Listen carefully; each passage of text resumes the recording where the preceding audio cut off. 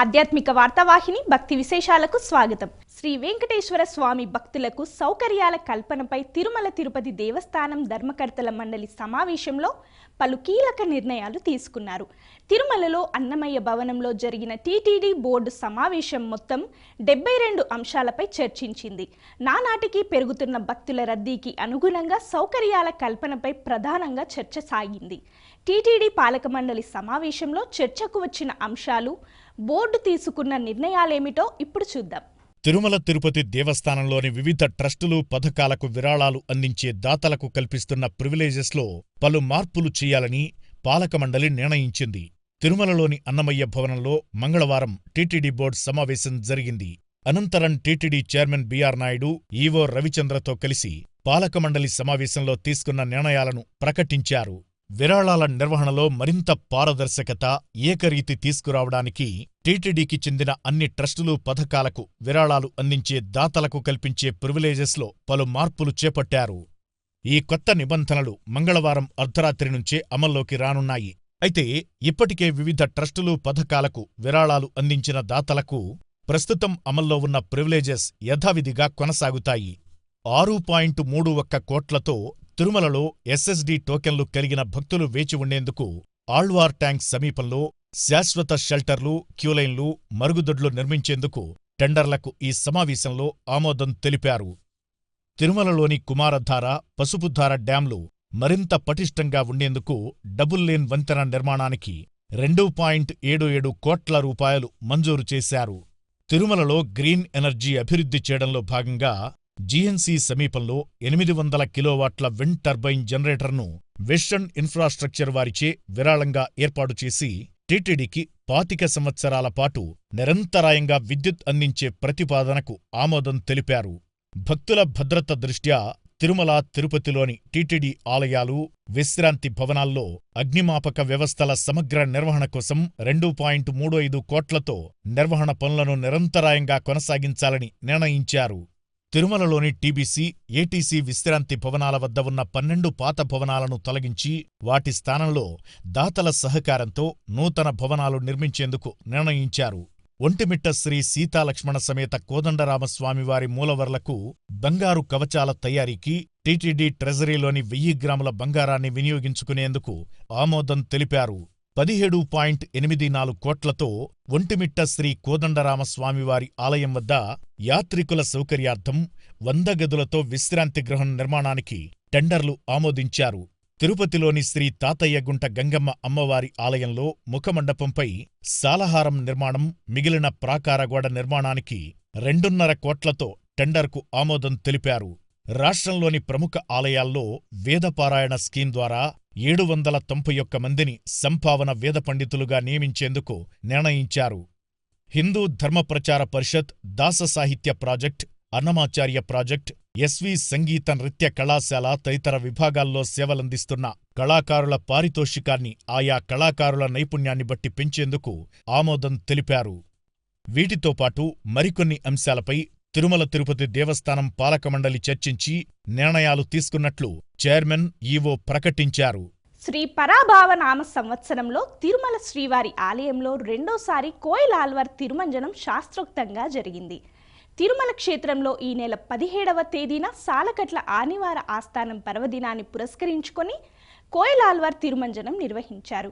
ఈ సందర్భంగా ఆలయం వెలుపల టీటీడీ ఈవో ముద్దాడ రవిచంద్ర, అదనపు ఈవో శ్రీ సిహెచ్ వెంకయ్య చౌదరి మాట్లాడుతూ సంవత్సరంలో 4 సార్లు అంటే ఉగాది, ఆనివార ఆస్థానం, బ్రహ్మోత్సవాలు, వైకుంఠ ఏకాదశి పర్వదినాల ముందు వచ్చే మంగళవారం కోయిలాల్వార్ తిరుమంజనం నిర్వహించటం ఆనవాయితీగా వస్తోందన్నారు.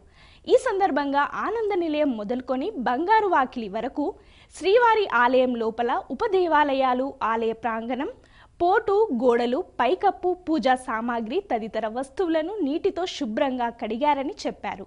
కాగా స్వామివారి మూల విరాట్టును వస్త్రంతో పూర్తిగా కప్పి ఉంచి శుద్ధి అనంతరం నామకోపు, శ్రీచూర్ణం, కస్తూరి పసుపు, పచ్చాకు, గడ్డకర్పూరం, గంధం పొడి, కుంకుమ, కిచిలిగడ్డ తదితర సుగంధ ద్రవ్యాలు కలగలిపిన పవిత్ర పరిమళ జలాన్ని ఆలయమంతటా ప్రోక్షణం చేశారు. ఆ తరువాత స్వామివారి మూల విరాట్టుకు కప్పిన వస్త్రాన్ని తొలగించి ప్రత్యేక పూజలు, నైవేద్యం కార్యక్రమాలను అర్చకులు శాస్త్రోక్తంగా నిర్వహించారు. అనంతరం భక్తులకు దర్శనం ప్రారంభించారు. ఈ సందర్భంగా శ్రీ శ్రీనివాసుడికి నిర్వహించే అష్టదళ పాద పద్మారాధన సేవను రద్దు చేశారు.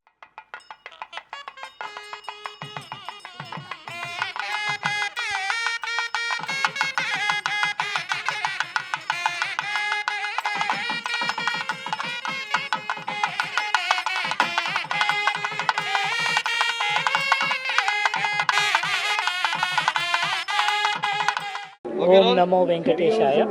మన ఆచారం ప్రకారం ప్రతి సంవత్సరం 4 సార్లు ఆలయాన్ని శుభ్రపరచుకునే కార్యక్రమం ఉంటుంది. దాన్ని కోయిలాల్వార్ తిరుమంచనం అంటాం. ఉగాదికి ఈ సంవత్సరం మొదటిసారి చేసుకున్నాం. ఇప్పుడు ఆనివార ఆస్థానం సందర్భంగా చేస్తున్నాం.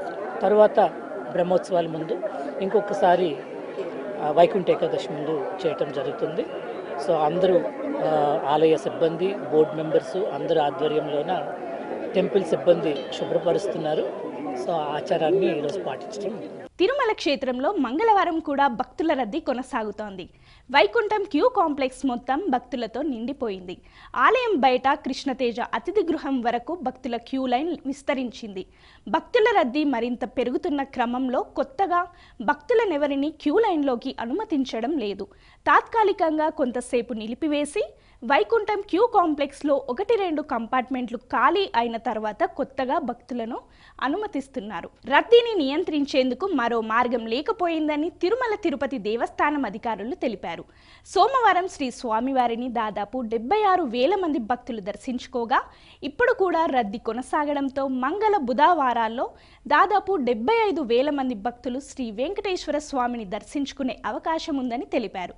కమాండ్ కంట్రోల్ సెంటర్ సాయంతో భక్తులకు ఎలాంటి ఇబ్బందులు లేకుండా చర్యలు తీసుకుంటున్నామని చెప్పారు. ఇప్పుడు క్యూ లైన్ల పరిస్థితిని బట్టి టోకెన్లు లేని భక్తులకు శ్రీవారి దర్శనానికి దాదాపు 24 గంటల సమయం పడుతుందని టీటీడీ అధికారులు తెలిపారు. తిరుపతి శ్రీ కోదండరామస్వామి వారి ఆలయంలో పునర్వసు నక్షత్రాన్ని పురస్కరించుకొని అష్టోత్తర శత కలశాభిషేకం జరిగింది. తొలుత శ్రీ సీతారామచంద్ర స్వామి వార్లకు ప్రత్యేక పూజలు చేసి అర్చకులు పుణ్యాహవాచనం, రక్షాబంధనం, విశేష ఆరాధన చేశారు. అనంతరం వేద పండితుల మంత్రోచ్చారణల నడుమ శ్రీ సీతారామచంద్ర స్వామివార్లకు పాలు, పెరుగు, తేనెలతో పంచామృతాలతో అభిషేకం నిర్వహించారు. సర్వాలంకార భూషితులైన శ్రీ కోదండ రామస్వామి వారు తనకు అత్యంత ప్రీతిపాత్రమైన హనుమంత వాహనంపై ఆలయ 4 మాడ వీధుల్లో విహరించి భక్తులకు దివ్య దర్శనం ఇచ్చారు.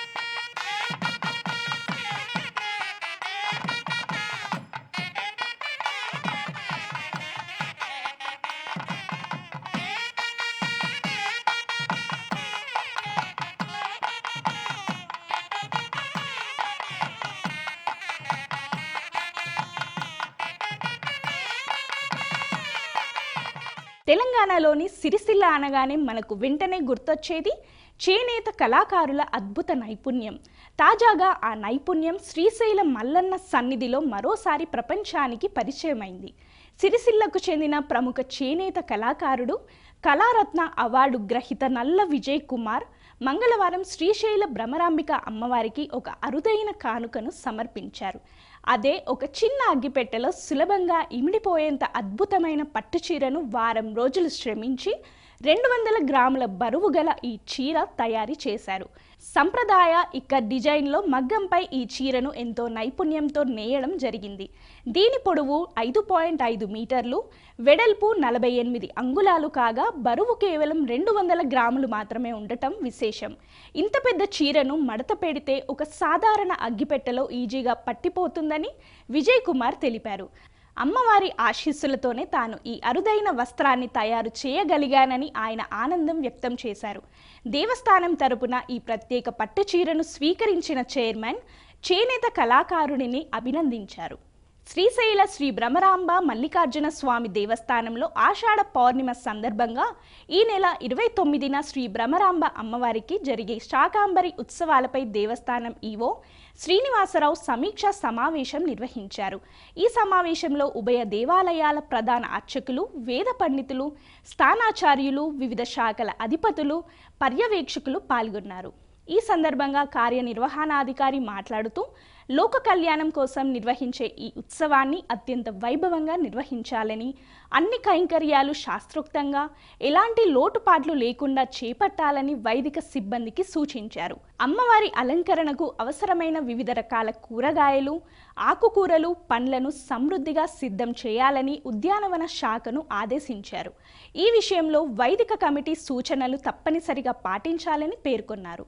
విజయవాడ ఇంద్రకీలాద్రిపై దుర్గా మల్లేశ్వర స్వామివార్ల దేవస్థానం ఆషాఢమాస మహోత్సవాలకు సన్నద్ధమైంది.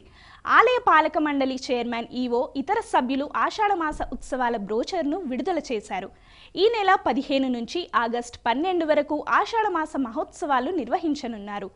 15న ప్రారంభమయ్యే వారాహి నవరాత్రులు 24న పూర్ణాహుతితో ముగుస్తాయి. ఈ నెల 27 నుంచి 29 వరకు మూల విరాట్ దుర్గమ్మను కూరగాయలు, పండ్లు, ఆకుకూరలు, డ్రై ఫ్రూట్స్తో అలంకరణ చేస్తారు. ఈ నెల 15న ఆలయ అధికారులు తొలిసారి సారె సమర్పణ జరగనుంది. ఆగస్టు 12న ఉత్సవాల ముగింపు రోజున ఆలయ అర్చకులు అమ్మవారికి సారె సమర్పించనున్నారు. ఆషాఢ మాసం సారె, మరి అలాగే శాకాంబరి ఉత్సవాలు, అలాగే వారాహి వశిష్ఠ గురించి మాట్లాడుకున్నాం. ఈ నెల రోజులు ప్రోగ్రాము, ఈ నెల రోజులు మరి ఈ క్యాలెండర్ ఓపెన్ చేసి మీ అందరి సమక్షంలో మరి ఆ రోజు నుంచి స్టార్ట్ ఎలా చేయాలి, రేపు 15 నుంచి ఇది స్టార్ట్ అవుతుంది. 15వ తారీఖు నుంచి ఈ కార్యక్రమాలు జరుగుతూ ఉండగా మధ్యలో మళ్ళీ అదే రోజు 15 నుంచి 9 రోజులు వారాహీదేవి వశత మరి అంతర్గతంగా పూజలు జరుగుతూ ఉంటాయి. ఆనవాయితీగా మరి ఎప్పుడో వచ్చే అత్యుత్సవాలు కానీ పండితులు కానీ వీరంతా ఉండి అది టెంపుల్గా చేసుకునే కార్యక్రమం అది జరుగుతున్న తర్వాత 27, 28, 29 3 రోజులు మనకి శాకాంబరి ఉత్సవాలు, మరి రకరకాల కూరగాయలతో, అలాగే ఫస్ట్ డే పూర్తిగా కూరగాయలతో చేద్దామని ఈ కార్యక్రమం అంతా కూడా నెల రోజులు మళ్ళీ మన ఒక దసరా కానీ భవానీమాల కానీ తలపించేటట్టుగా చాలా అందంగా తీర్చిదిద్ది చేయాలని ఆలోచన. వచ్చిన భక్తులందరూ ఎవరికి ఇబ్బంది లేకుండా వాళ్ళకి అన్ని రకాల సదుపాయాలతో పాటు మరి వాళ్ళకి భోజనాలు ఏర్పాట్లు, ఈ భోజనశాల ఎప్పుడు చేసేది చాలకపోతే ఇంకా ఎడిషనల్గా ఏం చేద్దామన్న ఆలోచనలో ఉన్నాం. కాకినాడ జిల్లా అన్నవరం వెలంపేటలోని శ్రీ మరిడమ్మ అమ్మవారి జాతర ఘనంగా జరిగింది. అమావాస్య సందర్భంగా అమ్మవారికి ప్రత్యేక పూజలు నిర్వహించారు. ఆలయాన్ని వివిధ సుగంధ పుష్ప మాలికలతో అత్యంత సుందరంగా అలంకరించారు. ఉదయం నుంచే భక్తులు ఆలయానికి విచ్చేసి అమ్మవారిని దర్శించుకున్నారు. పెద్ద సంఖ్యలో మహిళలు అమ్మవారికి చీర, పసుపు, కుంకుమ, గాజులు నైవేద్యం సమర్పించి మొక్కులు తీర్చుకున్నారు. జాతర సందర్భంగా వివిధ రకాల వేషధారణలు, నృత్యాలు భక్తులను ఆకట్టుకున్నాయి.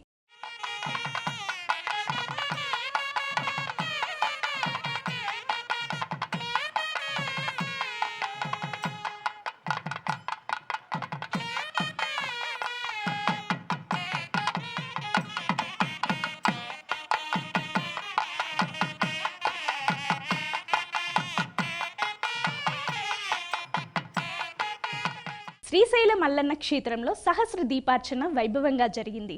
సహస్ర దీపార్చన మండపంలో వేద పండితుల మంత్రోచ్చారణల నడుమ 1000 దీపాల ఉత్సవాన్ని నేత్రపర్వంగా నిర్వహించారు. లోక కళ్యాణార్థం ఈ వేడుకను నిర్వహించటం ఆనవాయితీ. ఈ కార్యక్రమంలో అర్చకులు, వేద పండితులతో పాటు భక్తులు పాల్గొన్నారు.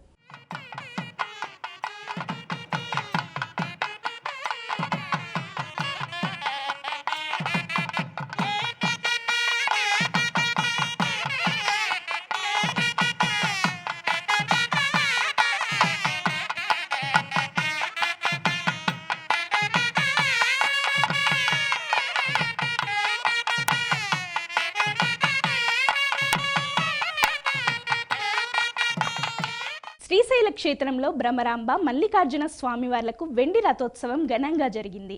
స్వామి అమ్మవార్ల ఉత్సవమూర్తులను ఆలయ దక్షిణ ద్వారం వద్ద వెండి రథంపై అధిష్ఠింపజేసి ప్రాంగణంలో రథోత్సవం నిర్వహించారు. పలువురు భక్తులు ఈ కార్యక్రమంలో పాల్గొన్నారు.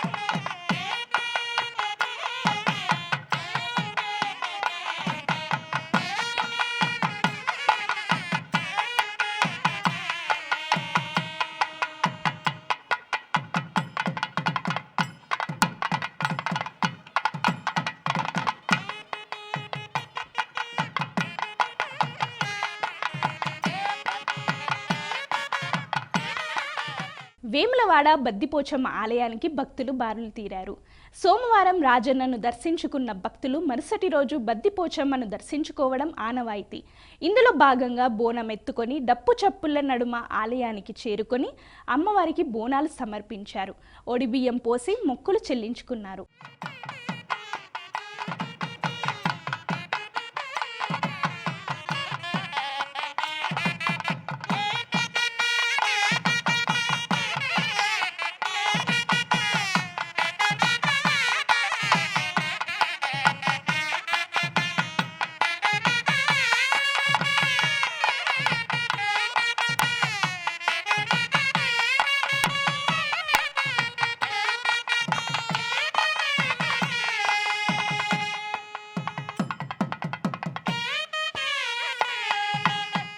ఇవి ఈనాటి భక్తి విశేషాలు. తదుపరి ఆధ్యాత్మిక వార్తావాహిని భక్తి విశేషాలు మళ్ళీ కలుద్దాం.